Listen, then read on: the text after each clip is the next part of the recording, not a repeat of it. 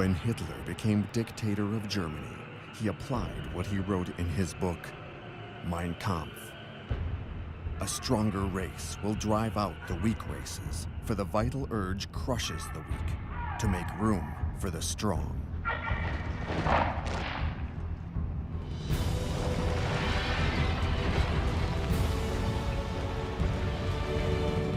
How did Hitler manage to take power and become the supreme leader, the Führer?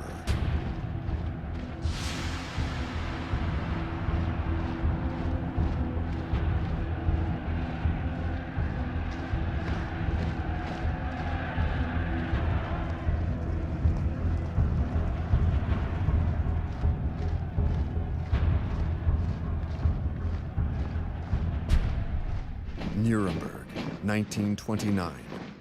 The Nazi Party Congress is the real beginning of what German playwright Bertolt Brecht will call the resistible rise of Adolf Hitler. The devastating new economic crisis originating in the United States has caused havoc throughout the world, particularly in Germany.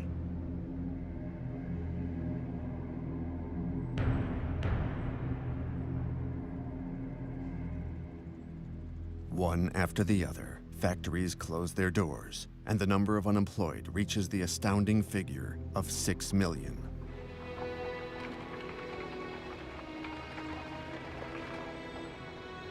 Out of despair, many Germans turn to the Nazis or to the communists, who also have their paramilitary troops, complete with uniforms.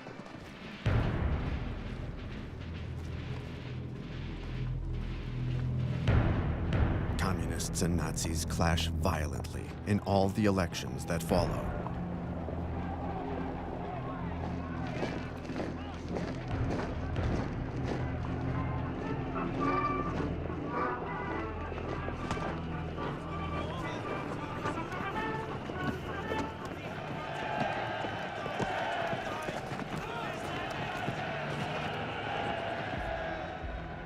Hitler provokes disorder, while at the same time claiming to be the only man capable of stopping it. This tactic of blackmail proves effective. Hitler rallies the small business owners and homeowners to his cause by denouncing the threat of the Red Plague, the egalitarian Marxists, who also strike fear into the hearts of the peasantry.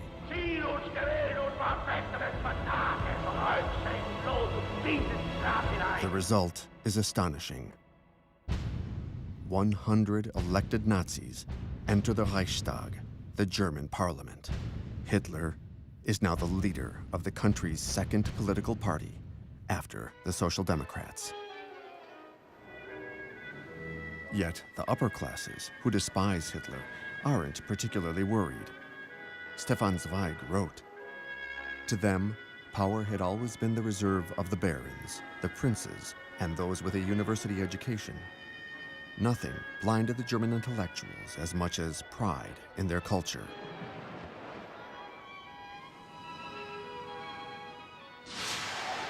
And in the meantime, Hitler's rise continues.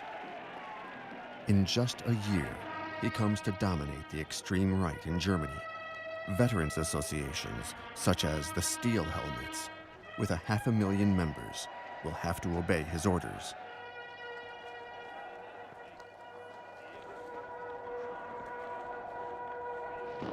Behind his domineering posturing, Hitler hides a terrible secret. He has just emerged from a scandal which might have finished him. Rumors of a personal drama circulate in the press.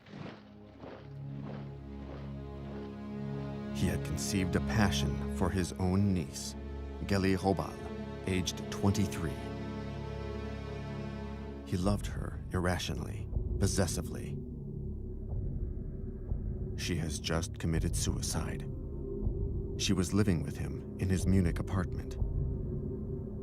She confided to a friend, "My uncle is a monster. No one could imagine what he demands of me." She wanted to leave him, and now she is dead. a press campaign is launched against him, accusing him of sexual perversion and even of having Gelli murdered. Extremely depressed, Hitler threatens to kill himself as well. His worried entourage decides to act. His photographer, Heinrich Hoffmann, introduced him to one of his secretaries. She resembles Gelli. Her name is Eva Braun. She's 19 and already quite worldly. She fits the bill. She's captivated by the Nazi Party leader's popularity. Hitler will make her his new shadow mistress. He declares himself a bachelor married to Germany to gain the sympathy of female voters. German women already have the right to vote, thanks to the feminist movement. Eva Braun is above all a sports enthusiast. She dreams of becoming an actress and starring in Tarzan movies in Hollywood. At her side, Hitler recovers his combativeness as a political animal at a time when the end of the mandate of Germany's President Hindenburg is drawing near. Hitler is among the candidates to succeed him in 1932. Hardly 10 years after his attempted putsch and incarceration, Hitler is on the verge of becoming president of Germany. Germans are subjected to an intensive poster campaign. Nazi propaganda chief Joseph Goebbels says, "Let us be grandiose." He devises an ultra-modern election campaign using airplanes, a European first. The largest commercial plane of the time is provided by the director of Lufthansa Airlines, who isn't adverse to this free advertising opportunity.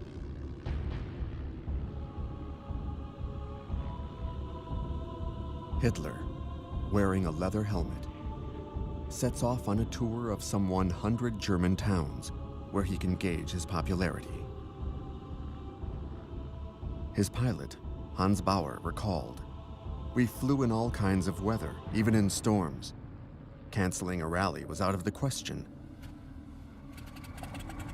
People ended by losing their fear of flying." Hans Bauer's conclusion? Hitler contributed to the expansion of air traffic. Goebbels invents the slogan, "The Führer above Germany." He forges the myth of Hitler the Supreme Savior during these aerial hustings, carefully filmed and then projected all over the country.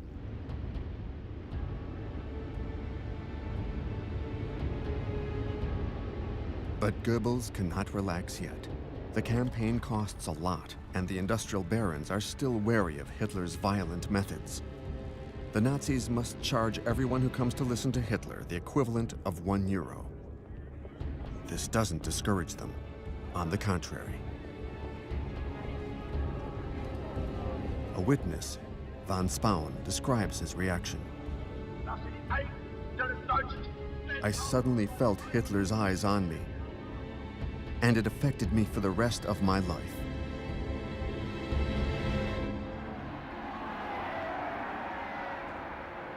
A week before the presidential elections, Hitler brings together 100,000 Berliners, sick of the traditional parties, who seem incapable of facing the crisis.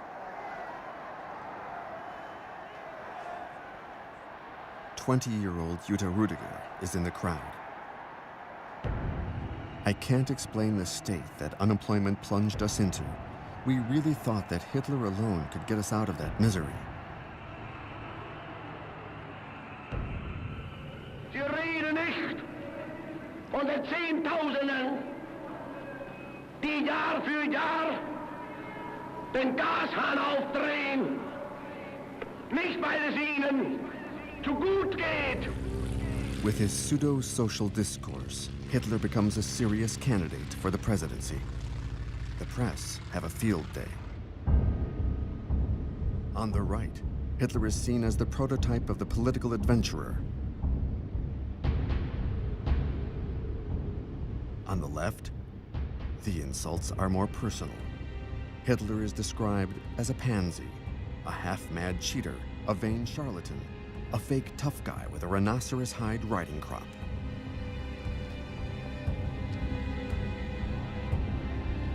The outgoing president, Marshal Hindenburg, although a reactionary monarchist, is supported by the left. This paradox reflects the growing danger of Hitler's rise, as is hammered home by his most determined opponent, Social Democrat leader Otto Wels. Es ist keine Minute Zeit mehr zu verlieren. Nur einen Gedanken, ein Ziel kann es noch geben. Der Faschismus muss geschlagen werden bis zur Vernichtung. Arbeit und durch für die Freiheit der Republik und die deutsche Arbeit. April 10, 1932, the verdict is announced.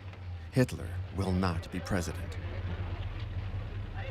13 million Germans have voted for him, a third of the electorate. It is enormous, but it isn't enough.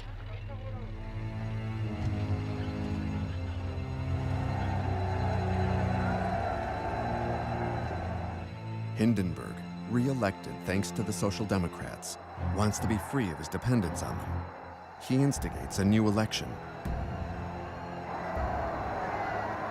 And Hitler, continuing his resistible rise, starts campaigning again. As he gives 5 speeches a day, his entourage is reeling. One of his intimates says, "We were like seconds who have to get their boxer back into shape between rounds." But Hitler feeds off the crowds. He's carried away by his own virulence. Die Gegner werfen uns Nationalsozialisten vor und mir insbesondere, dass wir intolerante, unverträgliche Menschen seien. Wir wollten, sagen sie, mit anderen Parteien nicht arbeiten. Die Herren haben ganz recht. Wir sind intolerant. Ich habe mir ein Ziel gestellt, nämlich die 30 Parteien aus Deutschland hinauszufegen. For Hitler, the first party to eliminate in the 1932 election campaign is the Communist Party. The stormtroopers are given the task. They are now 400,000 strong. They finance themselves, paying for their own uniforms and equipment. One of them, Wolf Teubert, works in a delicatessen in Hamburg. He is ready to join his motorized unit at a moment's notice. He states, "I had only one thought, to risk my life for Germany." The humiliation of the Treaty of Versailles had made me a passionate defender of Hitler.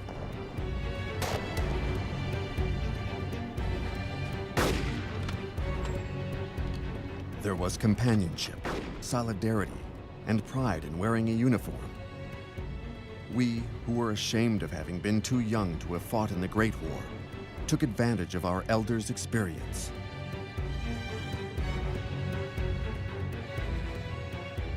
Goebbels concocts an idol to inspire them.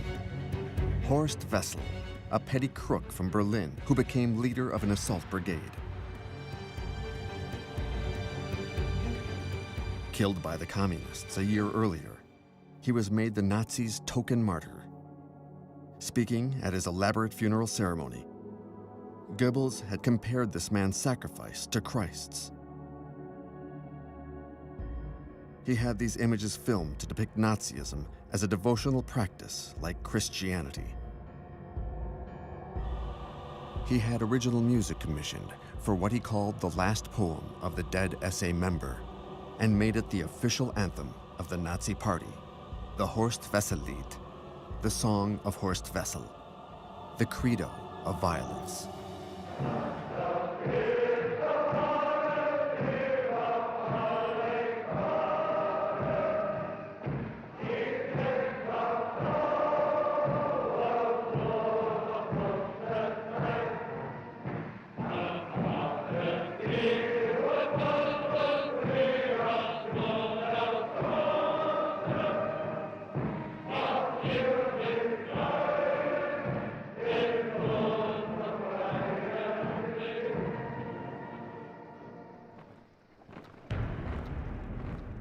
red front are the communist militias.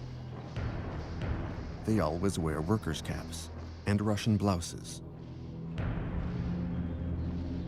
All these militants, men and women, are inspired by their ideals. They too have their combat songs.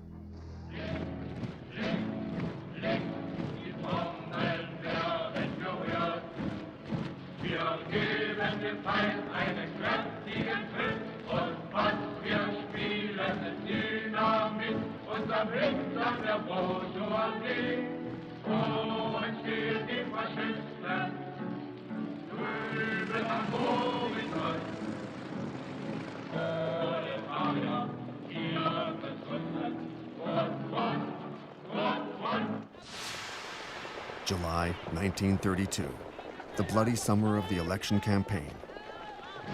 The SA stormtroopers, with the complicity of the police, provoke street battles with the communists. 100 dead and 1,000 wounded is the toll among the communists. Many Germans, exhausted by the disorder and the government's powerlessness, approve of the Nazis' violent acts. The result? 230 Nazis elected to parliament. Hitler is now head of the country's strongest political party.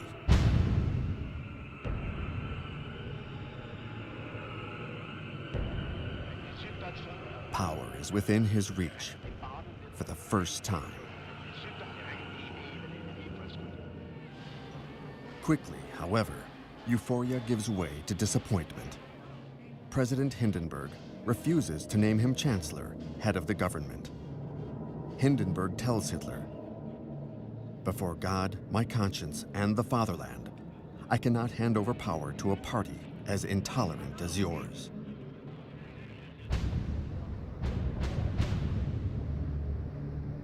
Nevertheless, Hindenburg offers him a role in the government. But Hitler doesn't consider himself an ordinary politician seeking a ministerial position. He wants all the power to establish a totalitarian state. In a few weeks, Goebbels, the head of the vast Nazi parliamentary group, succeeds in paralyzing democratic procedure.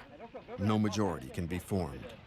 Now, Goebbels, smiling the malicious smile of his evil deeds, announces, "It's high time to dissolve this assembly, which no longer reflects the will of the people."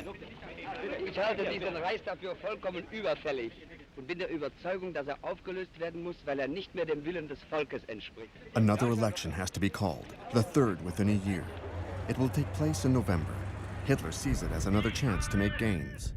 Die Energie und die Fähigkeit gehabt, von den damaligen 1000 Mann vor 10 Jahren bis heute 14 Millionen zu machen. Und ich werde aus den 14 Millionen die 20 und die 30 Millionen machen.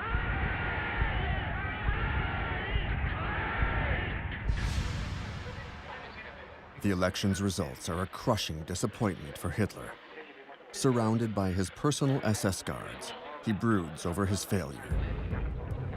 He has lost 2 million voters and 40 seats.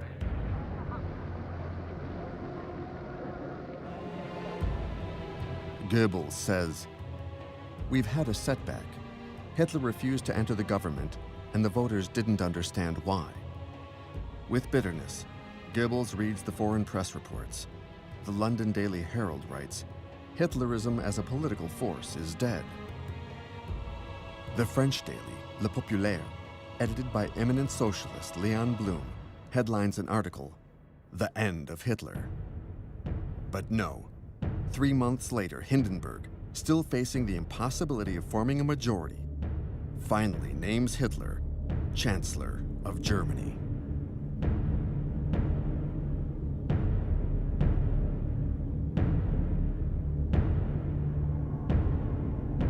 A student in Berlin, Sebastian Hafner, writes, "I've just heard the news. I'm frozen with terror. For an instant, I can physically smell blood and mud. I see something dangerous, like the big, dirty paw of a predatory animal raking its claws over my face. To achieve his end, the wolf disguises himself as a lamb. Hitler reassures Hindenburg by asking for only 2 ministerial portfolios for the Nazis. The Minister of the Interior would be a Munich policeman named Wilhelm Frick, with Hermann Göring at his side, also to control the police, 2 key positions. Hitler advances by subterfuge. His aim is to show that the most important ministerial positions have gone to a conservative, Franz von Papen, a former chancellor, and to the strong man of the extreme right, Alfred Hugenberg, Minister of the Economy and Agriculture, an aggressive and authoritarian hardliner. Hitler calls his government the Cabinet of National Concentration to make it sound like a nationalist coalition rather than a predominantly Nazi government. This very reactionary body believes it can control Hitler.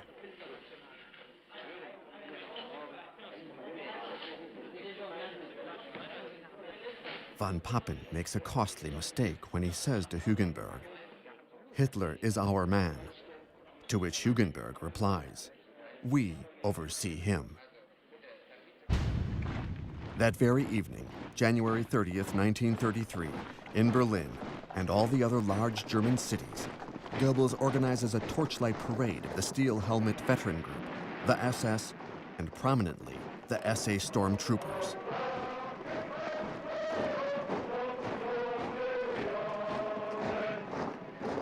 Goebbels declares that 1 million people marched in the parade, but the British military attaché estimates them at less than 15,000 marchers, made to go around in circles for hours by Goebbels. They pass under the windows of the 85-year-old President Hindenburg, who, believing himself in Verdun in 1916, says to his aide, "Our men are parading well. They've taken many prisoners." Hitler, at the Chancellery, receives a frenzied tribute. Louise Solmitz, a Berlin schoolteacher, says, "It was drunkenness without wine." She adds, "I heard people shouting, 'Death to the Jews. Jewish blood will gush under the knife.'" Goebbels concludes, "It's like a fairy tale."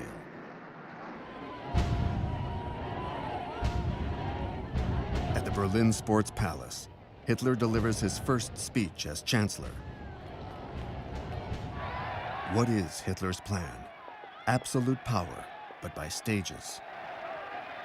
There are still 200 communists and social democrats in the Reichstag. Therefore, Hitler's first move is to dissolve parliament and call new elections.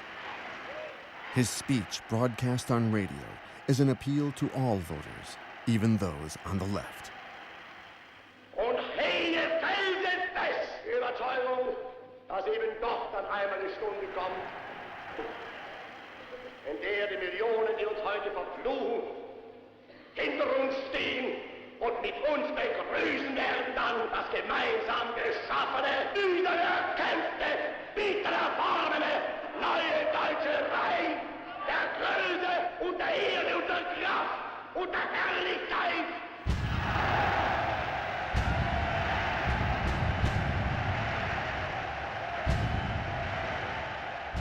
With this relatively conciliatory speech, Hitler continues to advance wearing a mask.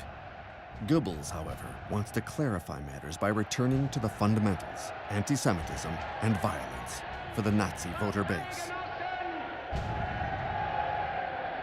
Und wenn die jüdischen Zeitungen heute glauben, auf versteckte Drohungen die nationalsozialistische Bewegung einschüchtern zu können, sie sollen sich hüten. Einmal wird unsere Geduld zu Ende sein und dann wird den Juden das freche Lügenmaul gestopft werden.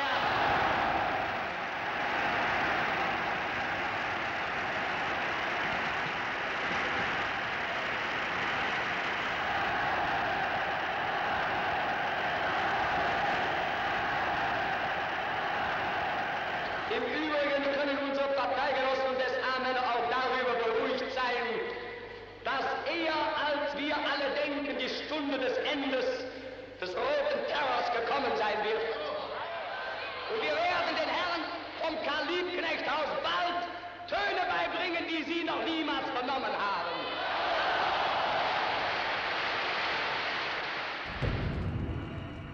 Only 2 weeks later in Berlin, the Great Reichstag, the German parliament building, burns down in the night. Nothing remains of this powerful symbol of German democracy.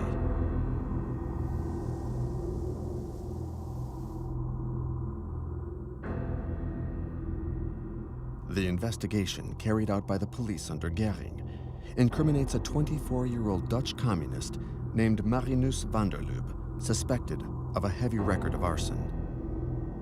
Quickly found guilty, he is guillotined. Who will profit from this crime?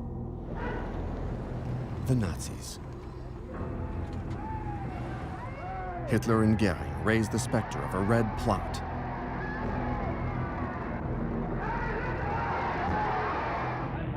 Göring has 4,000 communists arrested, including the leaders.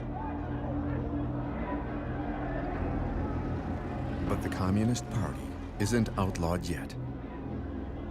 For Hitler wishes to maintain the appearance of legality for the legislative elections, which he expects will consolidate his power.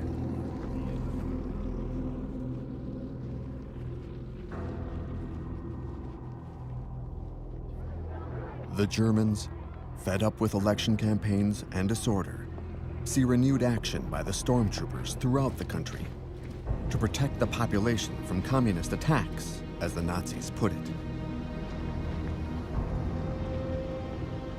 There are over 1 million stormtroopers. Now armed, they have the status of auxiliary police officers. All over Germany, they take up positions in front of the headquarters of leftist parties and workers' unions.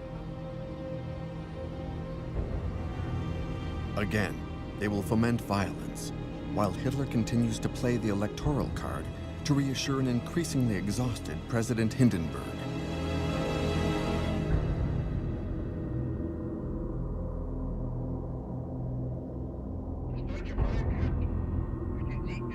Göring, menacing in his Gothic-style armchair, fingering his dagger, gives his doctored version of the election outcome.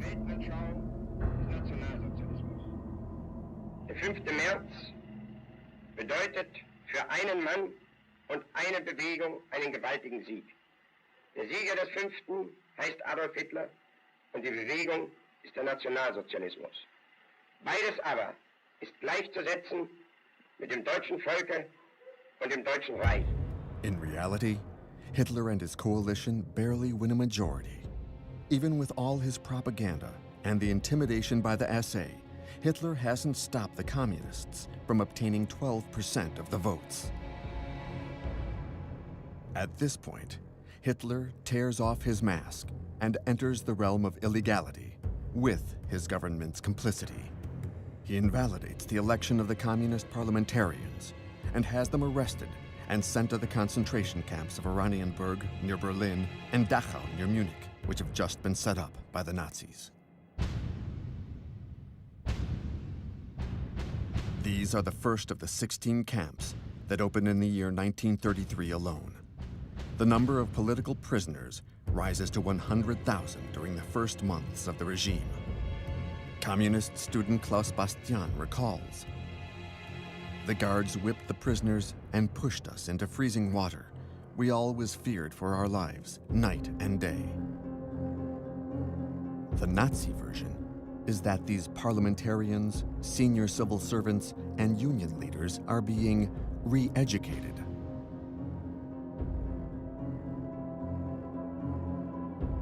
The baleful shadow of dictatorship spreads over Germany.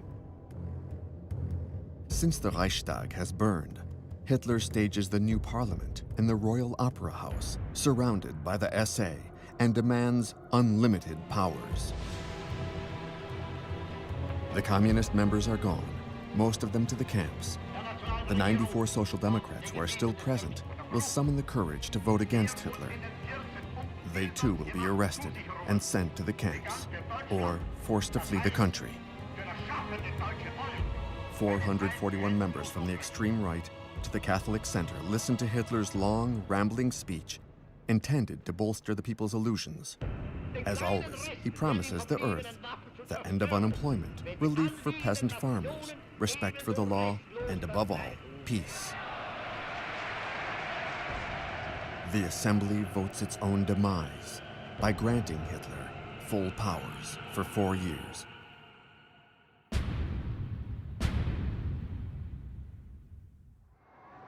No longer can President Hindenburg contest the Chancellor's decisions. To the sound of cheers, democracy dies in Germany.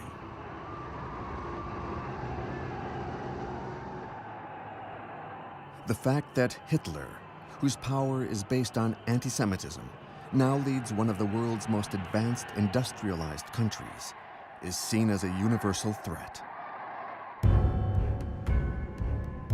All over the world, anti-Hitler demonstrations, like this one in New York, protest against his barbarity, his obscurantism, and his anti-Semitism. All call for a worldwide boycott of German products. To dissuade them, Hitler orders a day-long boycott of Jewish-owned stores in Germany, meant as a warning.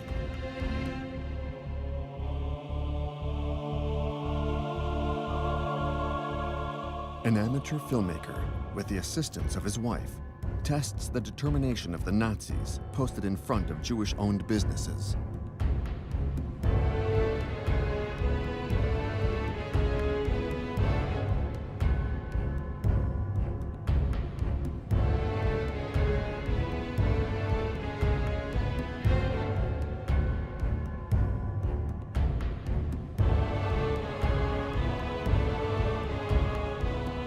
Jews in Germany are horrified to see essay posters that read, "Not a penny for Jewish capitalism, buy German," and "The Jews are the cause of our downfall." It's the beginning of the persecution. Edwin Landau, owner of a large store in East Prussia, writes, before emigrating to Palestine with his family, "I changed completely in the space of a few hours. This country and this people whom I had respected and loved until then had suddenly become my enemies. I was no longer German, or no longer had the right to be German. I was ashamed of having once belonged to that nation. I was ashamed of the trust I had held in so many people who now removed their masks to reveal themselves as my enemies."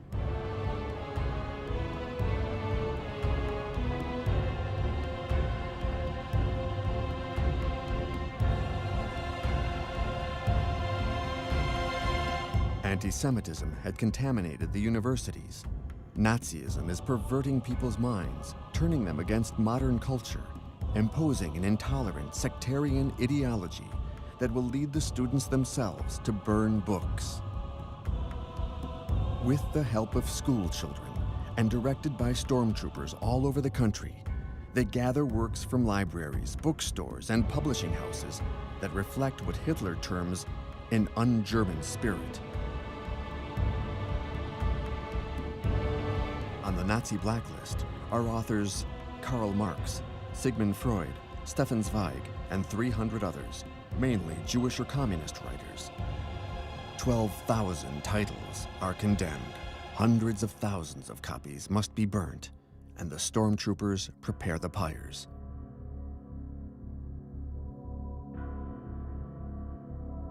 In a radio broadcast from Berlin's Opera Square, Goebbels reads out the sermon of the Black Mass for an auto-da-fe straight out of the Dark Ages. Meine Kommilitonen, deutsche Männer und Frauen, das Zeitalter eines überspitzten jüdischen Intellektualismus ist nun zu Ende. Und der kommende deutsche Mensch wird nicht nur ein Mensch des Buches, sondern auch ein Mensch des Charakters sein.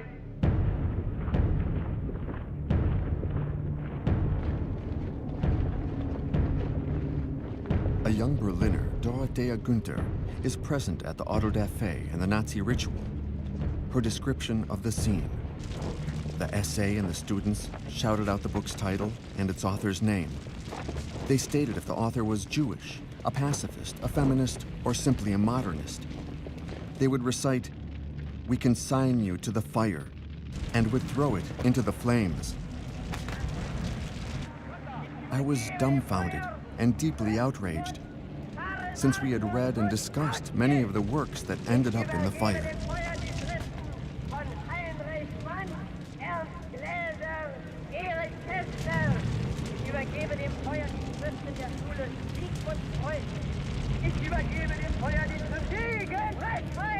French socialist leader Léon Blum wrote, "What was needed in Germany was for the communists and the social democrats to fight together."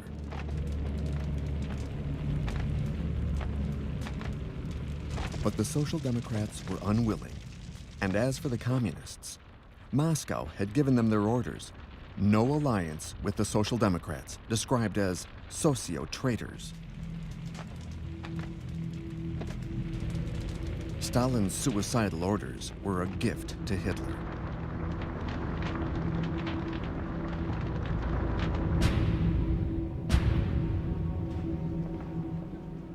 Hitler suppressed the unions. Now, on July 21st, 1933, he outlaws the Social Democratic Party.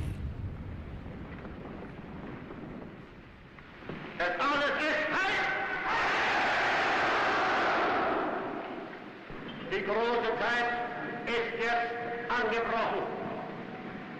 Deutschland ist nun erwacht. Die Macht haben wir nun in Deutschland gewonnen. Nun gilt es, das deutsche Volk zu gewinnen.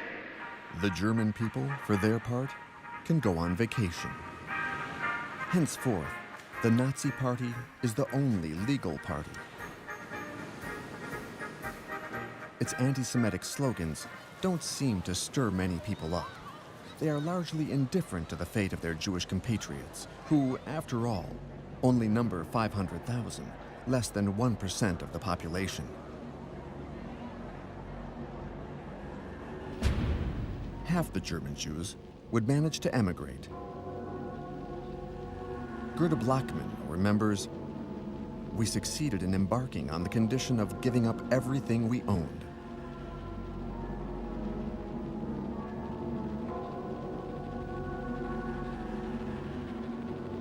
The poorer German Jews would be stuck in Germany. They would be deported to the eastern ghettos, then exterminated in the camps.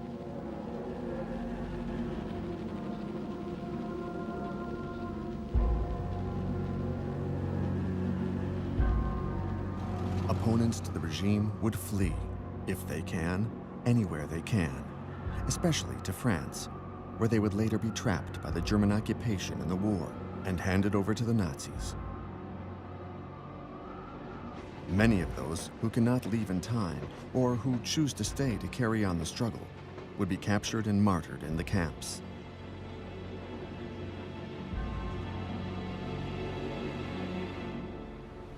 The vast majority of Germans would accept the totalitarian regime.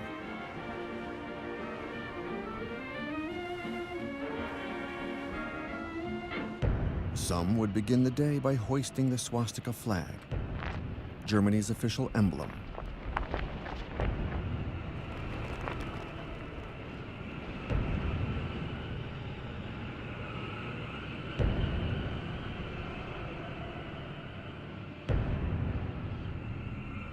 The others, now that Hitler had muzzled the press, would read only Nazi newspapers. Their daughters, too, would learn the compulsory salute. Their sons would enter the Hitler Jugend, the Hitler Youth Movement, which will hone their aggressive tendencies.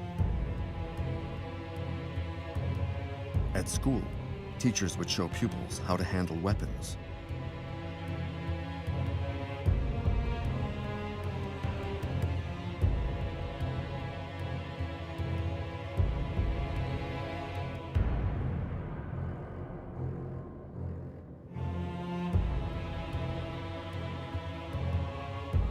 teachers would have to use down-to-earth, Nazi-sanctioned examples in math class, such as, how much does a pupil cost?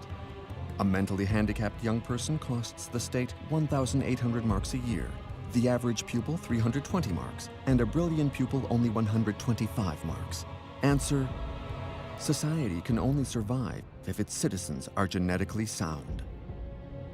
The older daughters would join the BDM, the Bund Deutscher Mädel, the League of German Girls. It trained girls to be good wives and to bear many little soldiers. These would be killed at 10 years of age in the last combat actions in Berlin. However, the Germans are unaware of all this in the summer of 1933. Hitler is not yet the unchallenged supreme leader. To achieve this, he must continue numbing the nation by his propaganda. Such as the film Victory of Faith, that depicts the first Congress since the taking of power by the Nazi Party, now the only party.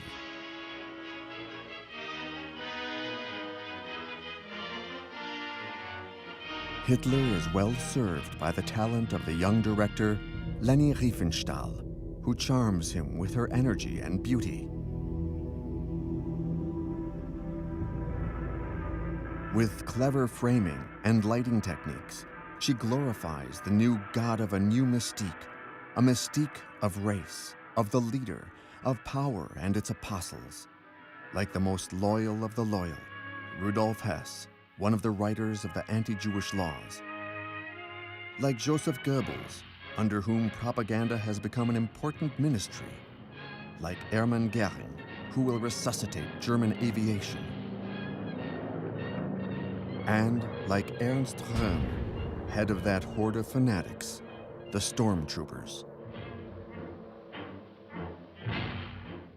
Nothing gives cause to suspect that this film would be banned a year later, because Röhm, even though he has been Hitler's accomplice since the failed putsch of 1923, will be denounced as a traitor. Perhaps because he is too close to Hitler, or because the SA is too big. With 2 million members, it is a force that rivals the army. Hitler, to gain the army's support, will bring them into line and eliminate Röhm.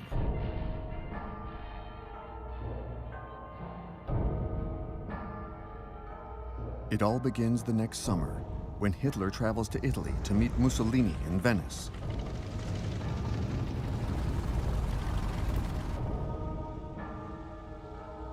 Hitler is impressed by his elder counterpart, his role model. He's seeking Mussolini's approval for his plan to annex Austria. Mussolini refuses. He doesn't want Germans gathering on his borders. He doesn't warm to Hitler, saying, "He makes me think of a talkative monk."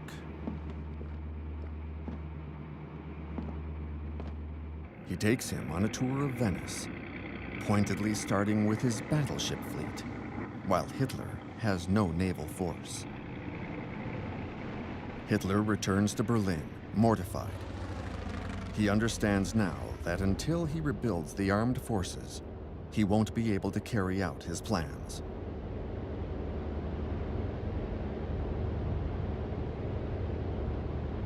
Hitler goes to observe the maneuvers of the Reichswehr, the German army, reduced by the Treaty of Versailles to 100,000 men, few in number, but very well trained.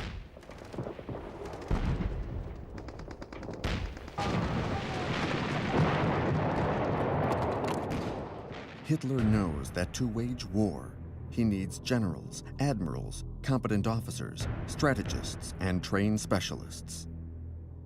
He's always promised to free the army of the straitjacket of Versailles and to restore its troop and weapon strength. But the generals want more, in particular to get rid of Röhm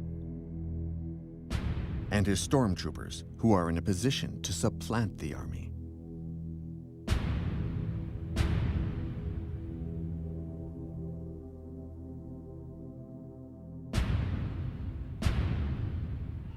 Röhm is also harshly criticized for having delusions of grandeur.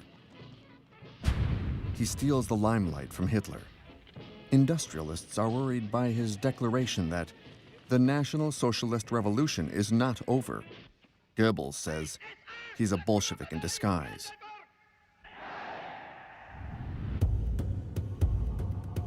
They've been partners in crime for 15 years, but Hitler's decision is firm: to eliminate Röhm under the pretext that he has planned a coup d'etat.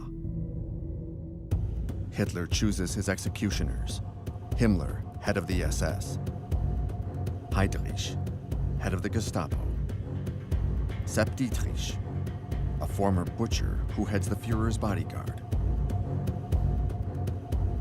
Between June 30 and July 2nd, 1934, a period that Hitler calls the Night of the Long Knives, the SS murders Röhm and 85 other potential opponents and embarrassing witnesses of Hitler's past.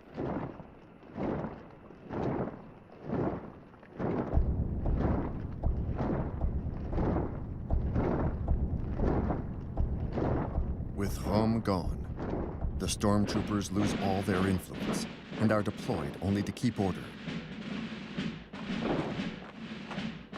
The army is satisfied, as are the industrial barons, and Sepp Dietrich is promoted to SS general. When Leni Riefenstahl directs her next film, Triumph of the Will, on the Nazi Party Congress of 1934, only black SS uniforms are seen marching behind Himmler.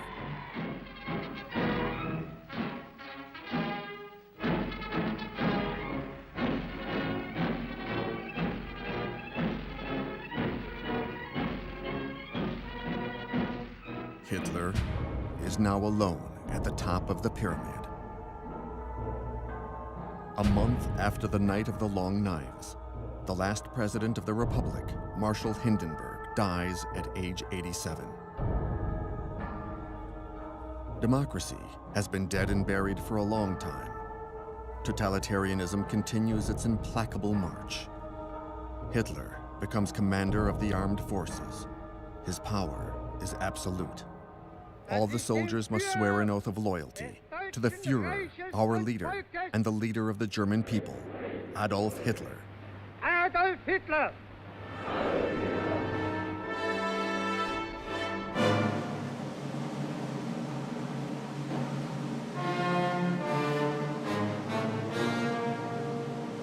Hitler attends the Bayreuth Festival to enjoy the music of Wagner, his favorite composer.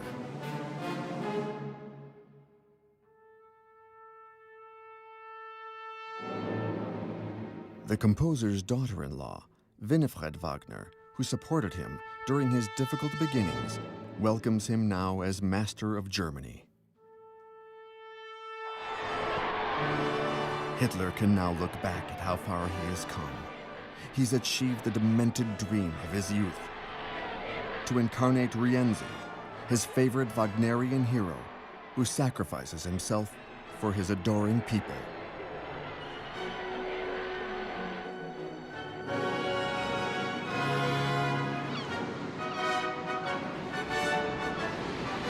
Like Siegfried, he sets sail on the North Sea pursuing his fantasies, accompanied by those who created him, but who can no longer control what has become the Golem, the legendary creature of clay who blinds human beings by his hellish power.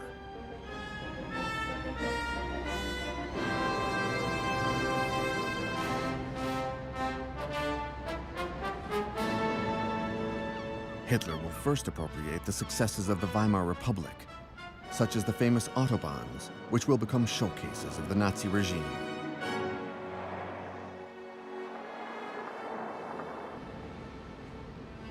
Then, Hitler will strike by passing the Nuremberg race laws.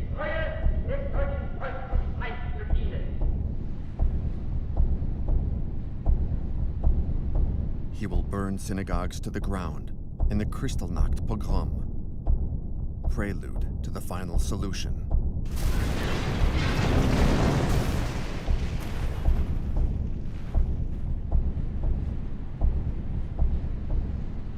He'll violate the Treaty of Versailles by reoccupying the demilitarized zones of 1919.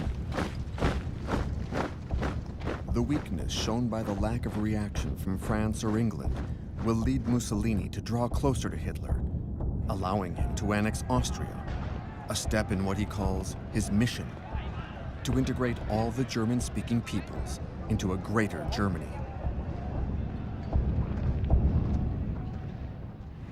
He'll intervene in the bloody Spanish Civil War, sending his bombers to annihilate the population of Guernica, ensuring victory for Franco's fascists over the Spanish Republicans.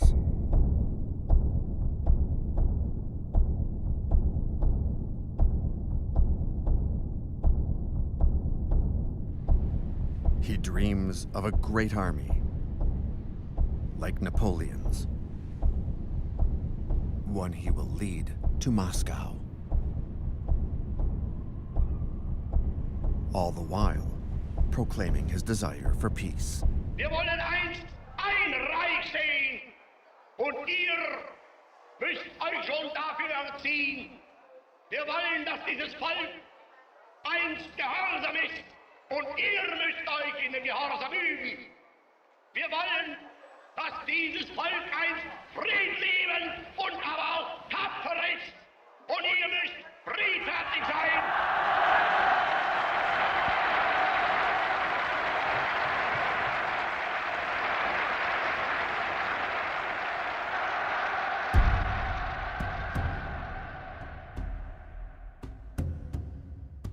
The Germans, drained by bombastic speeches and showy demonstrations, will lose contact with reality. When Germany is ready, Hitler, obstinate and ferocious, will drag it and the world with it into a long night, peopled by the ghosts of over 50 million dead.